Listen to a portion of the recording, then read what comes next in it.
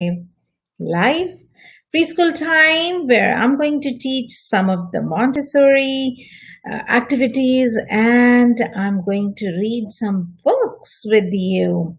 Okay, as always, I have to check if my system is working fine because, again, it's been such a long time. Hello, hello. Okay, I can see myself, which is good. It's always good to see yourself on the screen because you don't know when the system stopped working. And in fact, I have been trying from 1 hour at least to get my system working, but it's always good, when I'm able to see myself, everything is working fine. I have to check one more system. So we go live on Facebook as well as we go live on um, YouTube simultaneously. So I always want to make sure that my both systems are working fine, which is they are working fine. Great. Okay, today I came with the new Montessori activity for the kids, which parents you can do with your kiddos. But before we do that, I would like to share a news that now we are offering the uh, virtual preschool. So, if you would like your kids to join the virtual preschool, they can join us for the circle time for the Montessori job, what we are going to show you, as well as they can work on their math and language art skills. As you know, this week we are opening. The public schools are opening online, so do we. We are also opening online. So if any of the kids would like to join in, here is the number 949-491-5224. Have them just give us a call and we send the Zoom link where kids can work with the instructor and we will show you step by step what things to do. So that's a good news. And also, still I'm working on my system. We will be telling you soon what time I will be going live ahead of time. Again, today, it took me 1 hour to just go on live because my system, one thing was not working or other thing was not working. So that's, part of learning. Sometimes things do work and sometimes things do not. Anyway, so today we are going to talk about movable alphabets. So with the movable alphabets, and again, with all the Montessori work we do have a worksheet associated with it. So this is from the movable alphabet. So we have been teaching kids the phonics sound, and this has been, working out really good. Kids know their sounds. E sounds like a, B sounds like ba. So once they know all the sound, this is the box which is known as the movable alphabet. It's the biggest box in the Montessori classroom. And if you look into, the picture, this is, you can see the alphabets which are, we can move around. So I know it's such a hard thing for me with this computer to show it on the floor what how we do these jobs, but everything is done on the table or on the floor on the rug. So uh, uh, make sure whenever kids are working, do one thing at a time. Do not have 10 things open for them because once you will have more things open for them, they do get confused. Even as an adult, we do get confused when we are trying to do multitasking. This. Do one thing, finish it, and then move on to the next activity. So in here, I'm going to a little bit tilt my camera so that you can see in more, closer what things, how we have movable alphabets. So for every alphabet, for every letter, we do have the cutouts. So these you can prepare at home also if you would like to, and you will see all the vowels and the consonants, they are different colors. So the vowels are blue in color, and in Montessori, the consonants, they are red in color. So for kids also, the color coding gives them this perception about how, what kind of sound they will be looking for. So right now, this is my b, b, and then I'm just going to grab another one, which is t, t, which is the sound again, red in color. And then, I'm going to put all of them together on the floor. So they are going to see all three b, at, as you can see. This is such a beautiful exercise for kids, how they learn how to read b, at, bat. And for the longest time, kids will be like ba at, and all of a sudden it becomes that. So that's how we are going to teach them, and I'm putting it on the table in front of the kids. And for parents, you can use the cutout, use the paper and cut out the letters, or you can always buy these cutout letters from the Montessori stores also. Montessori material, it's very expensive, so I don't recommend parents to just go ahead and buy all these material. You improvise at home, whatever we are trying to teach. And there are, a lot of good websites like Montessori Moms or Montessori at Home. You can try those and see how to make these material.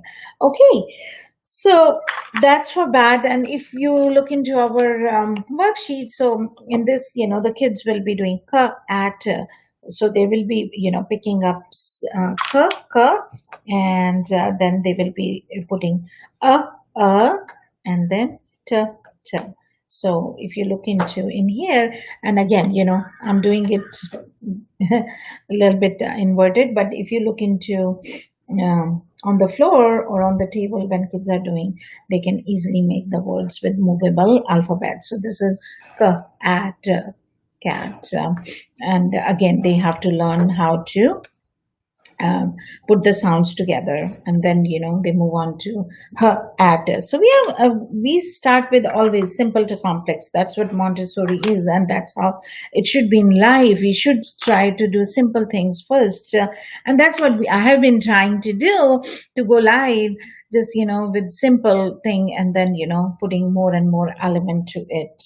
So these are our at words: her, at, m, at, p, at. So for parents, please make sure that you use all the movable alphabets to help them how to read. And then before with these activities, even before they become good in spelling also, because they're using their phonics to put it together.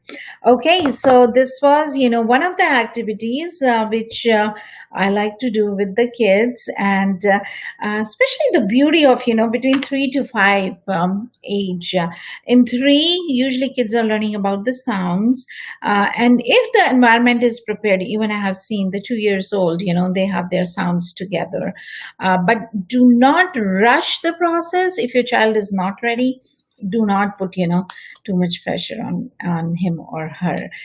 Just take it easy, but yeah, keep on doing the activities, and eventually they'll be like, wow, so for longest time, some of the kids are like her, at, her, at, her, at, and then all of a sudden it becomes hat. It just clicks. And for some kids, you will see they are good in numbers first. Some kids, they are good in their sound first. And again, every child has their own pace, and we do not pressurize any of the kids. Whatever pace they want to take, we just help them. We just facilitate all the activities with them. And with this also, one of the questions which I really get a lot from the parents about the writing skills. So I see some trucks outside. It's the Konai's truck in front of the preschool because parents, when they come to pick up and drop off, kids would like to have some ice cream. And nowadays, a lot of Amazon trucks are stopping by too. Okay, so I was talking about writing. Lot of parents do get very very concerned that my child is not writing, or what can we do to have the right pencil grip. So again, having the three fingers, the pencil grip, pay attention to that and do the activities with them. Give them some knobs to move from one place to another. With the play-doh, do some activities with the play-doh. According to the Maria Montessori, the sensitive period for writing is 3.5 to 4.5. So if your child is not 4.5 yet and they are not holding the pencil, you don't have to get worried. And when I see, parents do get worried about, oh, how come the other child is writing so well and my child does not know how to hold the pencil properly, because the whole year is the sensitive period. And by sensitive period, we mean is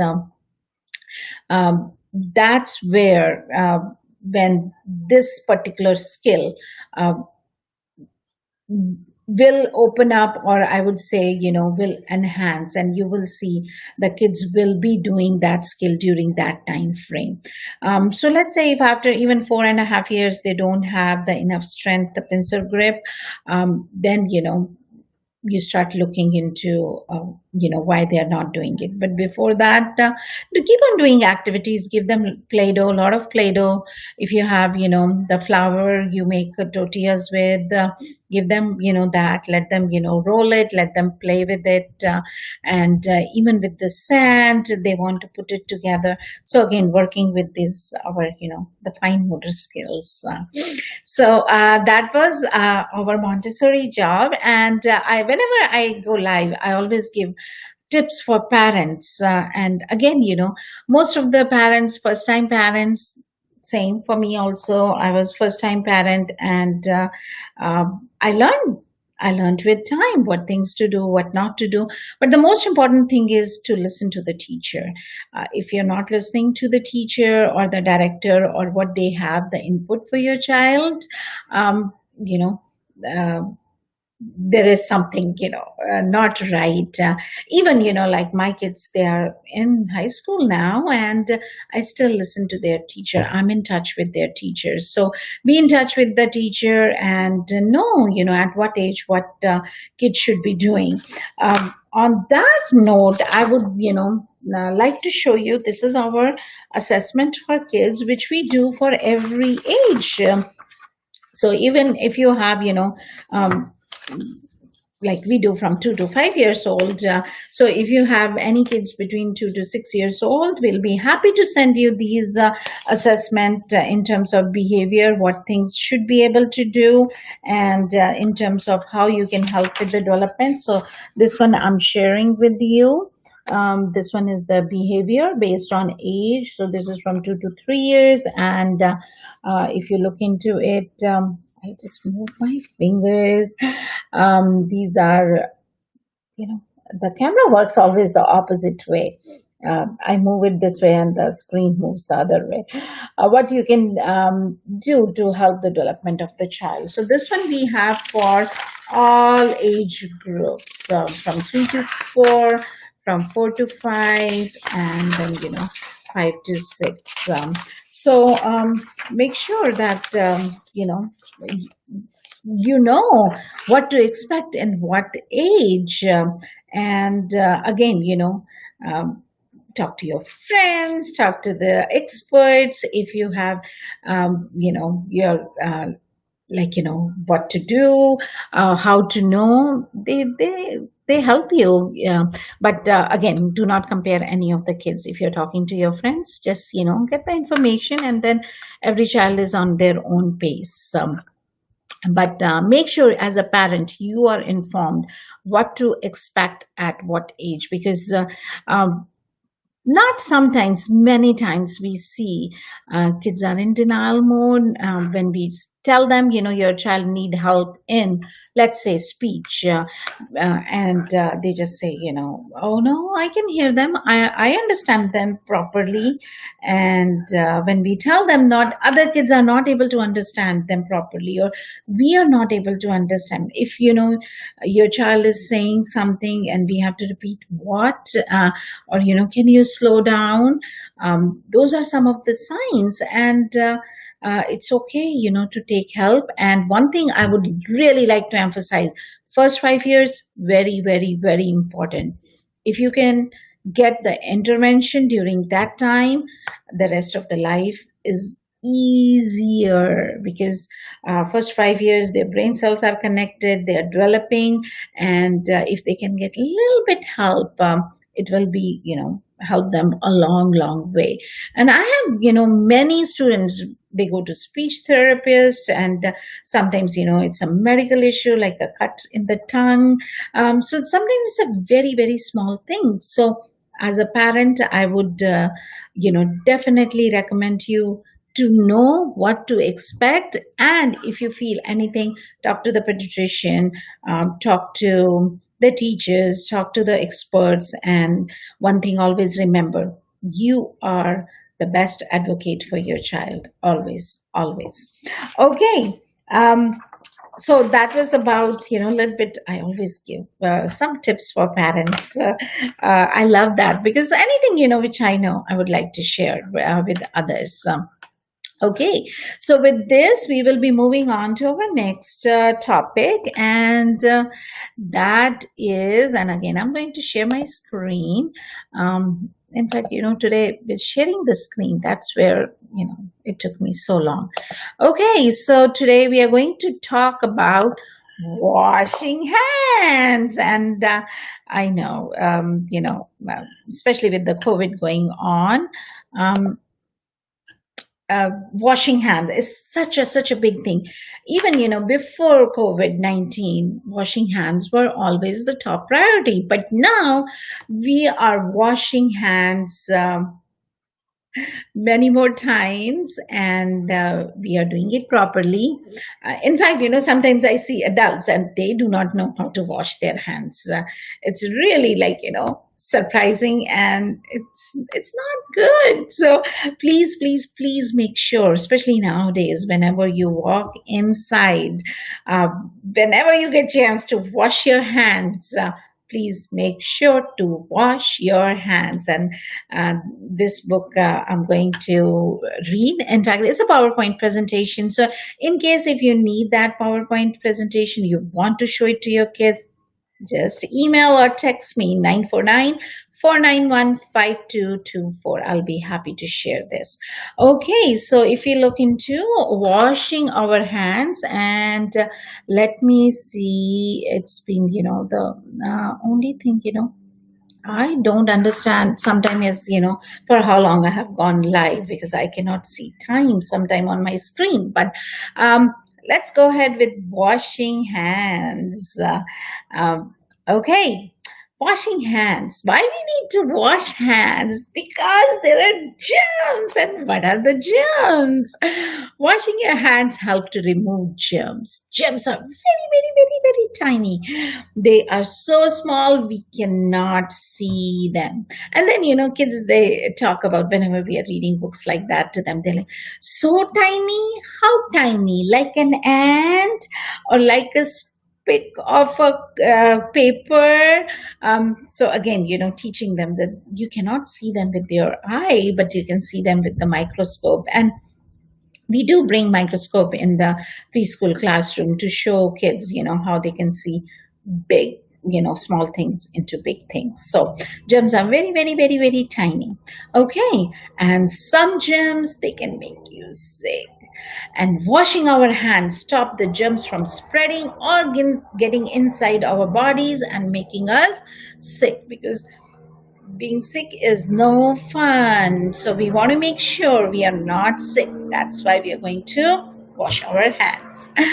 Okay, and how we are going to wash our hands? With the soap. Now, soap can be a bar, or soap can be in liquid form. Okay, when should you wash your hands? It's like, do we wash hands all the time? In fact, sometimes kids and sometimes even adults, they get phobic about germophobia, and they constantly, washing their hands, and, they're so scared to touch anything. So we want to make sure that kids or adults, they do not get the phobia about the germs. We have to be very, balanced, like anything else in the life. We have to take a balanced approach. So telling them, when should you wash your hands, because it's important to wash hands, but we do not want to develop a phobia also. So we tell them, before eating, always, always, always make sure you wash your hands. And then, we have a separate procedure, where we teach kids, you wet your hands, and then, how you put the soap. But right now we are talking about, when they should be washing their hands. So before eating, then before touching food. So whenever you're cooking, make sure you wash your hands, or tell your mommy or daddy to wash their hands before doing the cooking. Also, after going to the bathroom, always, always wash your hands. After blowing your nose, sneezing, or coughing. And sometimes, kids do forget to wash their hands after they cough or sneeze. And first thing, teaching kids how to sneeze. They do not sneeze in their hands, they sneeze on the elbows or armpit, and so that the germs do not get to our hands. And whenever they sneeze, they have to go and wash their hands, especially with nowadays, with the COVID-19, wearing the mask, and we are more careful that, if kids are, they sneeze, we immediately go and wash the hands. And if they're coughing, stay at home, but at home, make sure to wash their hands. Okay. And after touching your pets and other animals, and that's so important. Kids love pets. Kids love, especially the dogs. They are so cute. Yes, the owners, they keep them clean. But even for the owners, whenever they touch the pet, they should wash their hands. So please, please, please make sure, if your child has touched any of the pet, whether it's, the dog, or if they go to the petting zoo and they're touching the animals, please make sure they wash their hands. Okay. And after playing outside, so even when you go outside, and nowadays parents are more careful, they're not touching anything. Kids cannot go to the playground, and they cannot go on the swing or the monkey bars. But still, whenever you come from outside, inside, wash your hands. Okay. And after playing with messy toys, and messy toys is, Play-Doh is one of the messy toys, and it's gooey, whether it's slime, Play-Doh, and with the glue when they are doing art project, always telling them, go wash your hands. Wash your hands. Okay. So now the next part comes is how to wash your hands. Can we just put under the water, or we are done? How do we wash our hands? So first, turn on the water and make it wet. Rinse your hands. Okay. And then on that, after the hands are wet, we use soap. Put some soap on your hands. Soap is very important for making your hands clean and getting rid of any germs. They're so tiny, tiny that soap just, kills those germs.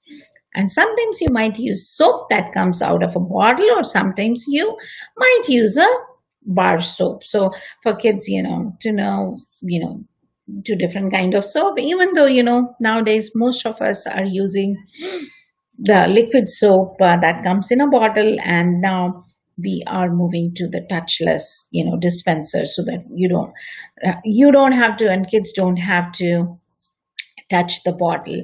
But also, please make sure to tell kids not to waste. Sometimes kids are like 1, 2, they go under the automatic dispenser. It's a toy for them. With the soap, once, twice, 3 times, they tend to stop. But with the paper towels, kids just think they are fun, they just have it, one, two, three, and the paper towel rolls comes out. So please teach kids not to waste things. Whatever is needed, just use that. Okay, so after they put the soap in their hand, they are going to rub the hands together for 20 seconds to make a lot of bubbles, and make it as a game. And sometimes we have two kids come together. Definitely they're separated apart, and one has soap they're rubbing, and the other, and they can see who can make more bubbles, more soap, so that their hands are washed properly. And again, with kids, teaching them what is the right thing to do, what is the balanced way to do, not just again to have phobia and just keep on rubbing, and then the hand becomes so dry or the skin start coming out. So please make sure to teach the kids how to wash their hands properly. Even adults learn how to wash the hands properly. Okay. And making sure that they go inside the fingers and the tips of the fingers. That's how we wash the hands. So front, back, it's so much fun to wash hands. I love it, especially soapy, bubbly.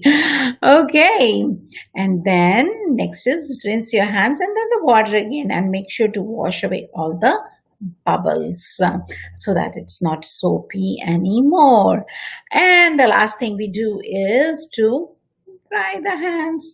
That's the easiest, and we use the towels or air dryer. And again, making sure when they're getting the paper towel not to touch anything. And usually I use the same towel. I teach kids how to put the tap off also with the same towel, and then throw the paper towel in the trash.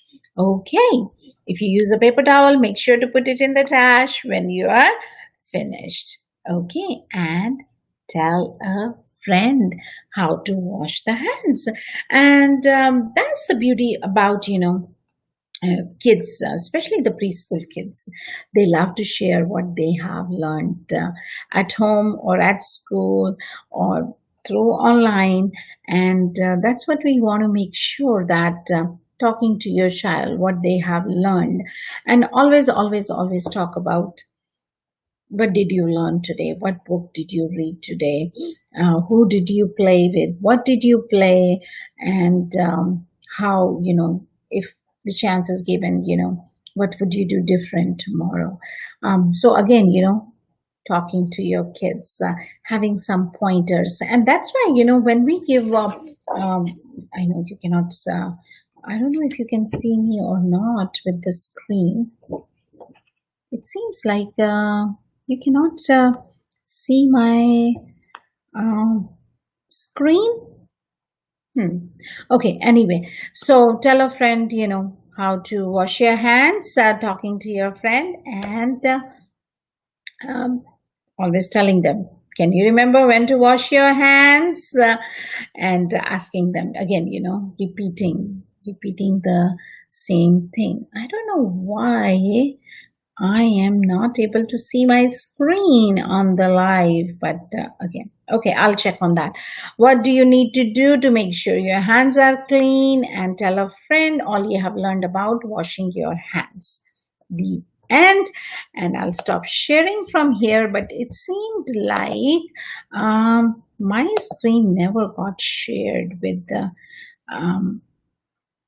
anyone, and I don't know why it happened, because I was sharing my screen. And let me see, can you see? Boy, if you did not see my shared screen, that's not fun, because that's the most fun part, to see all the graphics. I was thinking you guys are able to share. It says on my screen, stop sharing. That means I'm sharing, but it's not broadcasting. Anyway, because I'm not sharing, seeing it on the on the Facebook. Anyway, that's okay. I will just go on with my live session like this. And again, this is the beauty of our technology till we are very sure what we are doing. Oops. Okay. Anyway, that was for today. We learned about the movable alphabets, and I'm going to check on why I was not able to share my screen, because I did that for the virtual preschool and I saw it.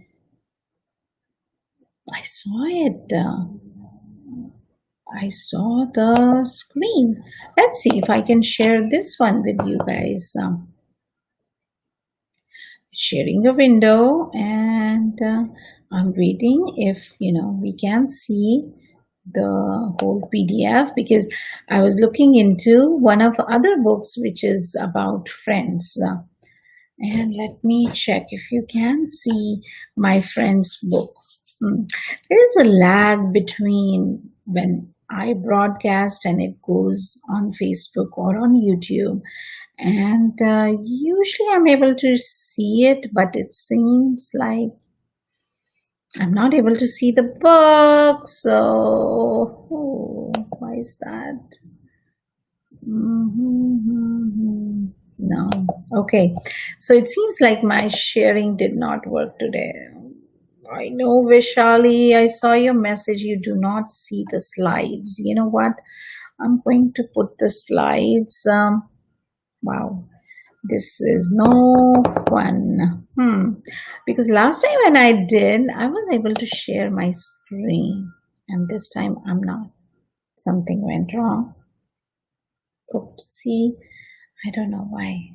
But anyway, I'll figure it out. And that's what it's all about. That we will, we learn, we figure out things, what happened wrong. And sometimes, I go live 11:30 so that people cannot see, and we do the testing and make sure when we go live for the kids, for the parents, we are able to do everything in right manner.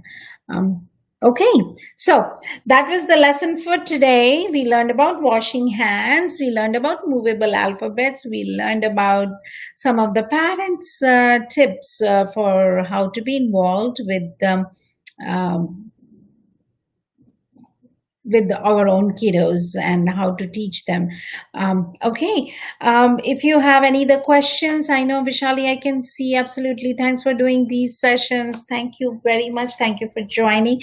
And I promise that I will be telling you the time when I'll be going live. It just, the whole system is taking a little bit time, because I was thinking to go live in the morning, 9:15. That's my ideal time.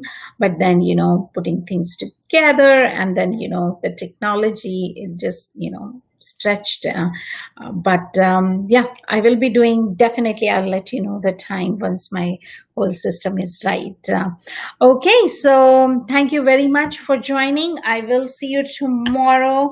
What time? Most probably I'll try around 9:15. I'm hoping by that time I'm able to figure it out, what to do, how to do, or otherwise I'll join, after 12 o'clock also, because for some kids, after 12 works better. So just keep on checking 9 or 12. That's the time I'll be going live. Okay, so I'll see you tomorrow. Have a wonderful day. Seize the day. Whatever you're doing, just keep on doing, make a difference. Even it's a small step, just take a small step towards what makes you more happy. Be on top of your things, do one thing at a time, and have fun with your kiddos. I love them. I miss that. I miss seeing them. So we'll see you then tomorrow soon. Thank you.